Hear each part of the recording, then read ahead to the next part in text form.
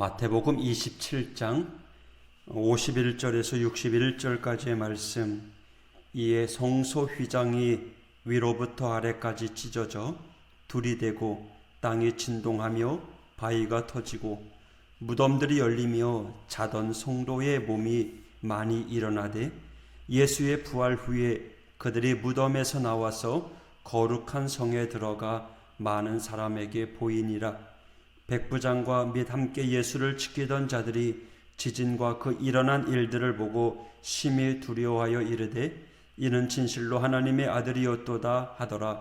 예수를 섬기며 갈릴리에서부터 따라온 많은 여자가 거기 있어 멀리서 바라보고 있으니 그 중에는 막달라 마리아와 또 야고보와 요셉의 어머니 마리아와 또 세베대의 아들들의 어머니도 있더라. 저물었을 때에 아리마대 부자 요셉이라 하는 사람이 왔으니 그도 예수의 제자라. 빌라도에게 가서 예수의 시체를 달라 하니 이에 빌라도가 내주라 명령하거늘 요셉이 시체를 가져다가 깨끗한 세마포로 싸서 바위 속에 판 자기 새 무덤에 넣어두고 큰 돌을 굴려 무덤문에 놓고 가니 거기 막달라 마리아와 다른 마리아가 무덤을 향하여 앉았더라. 아멘. 51절에 보면 예수님의 죽음 이후에 성소의 휘장이 찢어졌습니다. 이때 그곳에는 예수님의 죽음에 대한 것으로 여겨지는 기적들이 일어납니다. 51절에 땅이 진동하며 바위가 터지고, 땅이 진동합니다. 지진을 이야기하는 거죠. 바위가 터진다는 것은 지진도 그 강도가 센 큰 지진이 발생한 것을 뜻합니다. 아마도 예루살렘 성전에 모여 있던 사람들은 바로 이 지진 때문에 성소의 휘장이 찢어졌을 것이라고 생각할 수도 있습니다. 지진은 하나님이 행하신 기적에 속합니다. 예컨대 출애굽기 19장 18절에서 하나님이 시내산에 나타나실 때 온 산이 크게 진동했습니다. 하나님이 친히 지진을 일으키신 것입니다.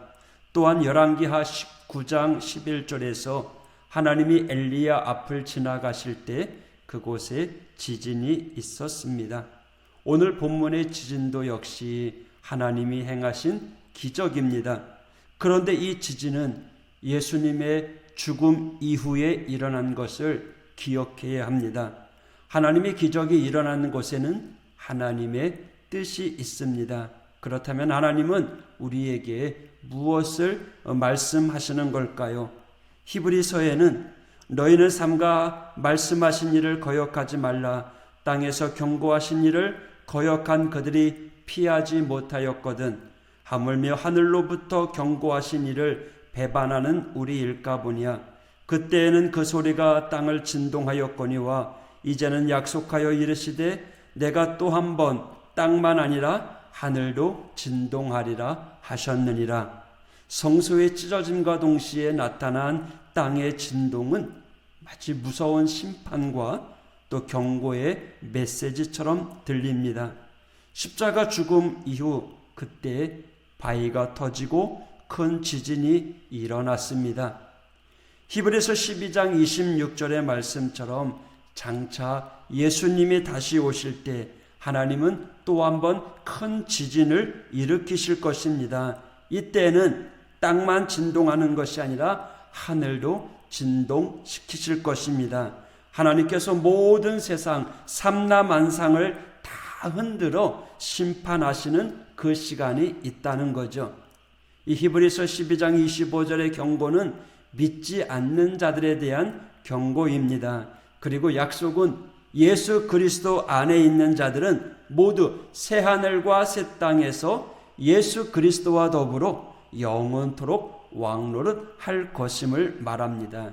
여러분, 우리는 오늘 예수님의 십자가를 보면서 심판의 경고를 봐야 합니다. 그리고 또한 하나님께서 베푸시는 구원의 약속을 바라보는 성도가 되어야 될 줄 믿습니다.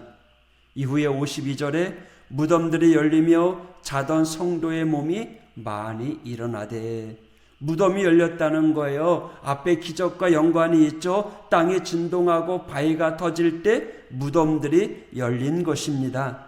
여기까지 보면 지진으로 일어난 자연현상이라고 볼 수 있겠지만 이후에 나오는 말씀을 살펴보니 자던 성도의 몸이 많이 일어나되, 자던 성도라는 말씀이 나옵니다. 자던 사람이 아닙니다. 자던 성도입니다. 성도가 누구입니까? 구원받은 사람을 가리킵니다. 성도의 죽음을 가리켜서 성경은 잠을 잔다라고 표현합니다.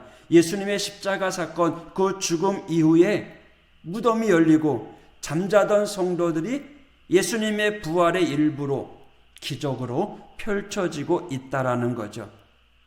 53절에 보면 예수의 부활 후에 그들의 무덤에서 나와서 거룩한 성에 들어가 많은 사람에게 보이니라. 그들은 예수님이 부활하시기 전까지 그대로 무덤에 머물러 있었습니다. 그러다가 예수님이 부활하신 후에야 비로소 무덤에서 나왔습니다.